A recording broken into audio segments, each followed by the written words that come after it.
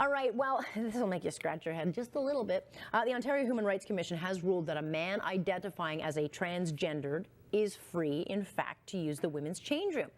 Now, the woman who had complained, the man had an erection in the change room and asked her, "Come here often?" Sun columnist Christina Blizzard wrote on this very topic the other day. I want to bring her into the conversation now. Christina, you opened by saying, the older you get, the less inclined you are to just change in front of everyone, or words to that effect. Do you feel comfortable going into a change room where there might be a man or a woman, some people will call them, a trans person that is not yet gone through an operation? Do you feel comfortable there? Well, absolutely not. I mean, women like to feel secure when they do go into a change room or a bathroom where, perhaps they're going to be unclothed, that they want to be fairly secure, that there aren't going to be any creepy guys around who are just using provincial law to get a quick peek at people. So Barbara Hall's take on this, I mean, to me, it smacked of overkill. There was a letter in the Toronto Star, and she felt she had to go after this and say, how dare you even raise this issue? This doesn't exist, never will, shut up. It is bizarre. Brian, when they passed this law, did it never occur to them that someone who identifies a guy just could simply go into any women's change room and say, I am identifying as a woman, I self-identify as a woman, I thereby have the right to use this washroom? Did it not occur to any of our lawmakers that perhaps there are creeps out there who might use it for whatever perversion they may want to practice on that particular day?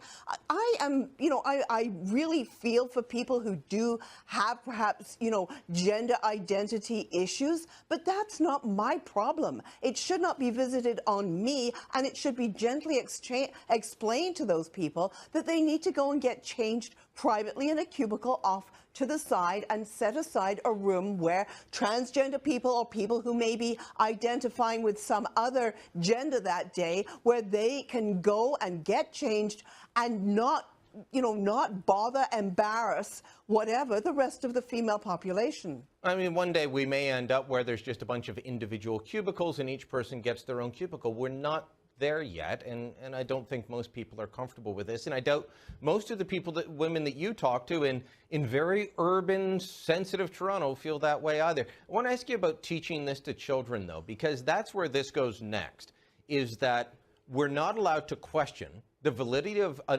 70-year-old woman. The Star followed this up and found out this woman was 70 and said, no, I didn't make this up. No, I'm not part of some conspiracy to call this into question. This happened to me, and I'm 70 and I was uncomfortable. But she's still being silenced. They're attempting to silence her. Well, this will happen when it gets into our schools, where parents and grandparents will go, hold on, you're teaching my kids what?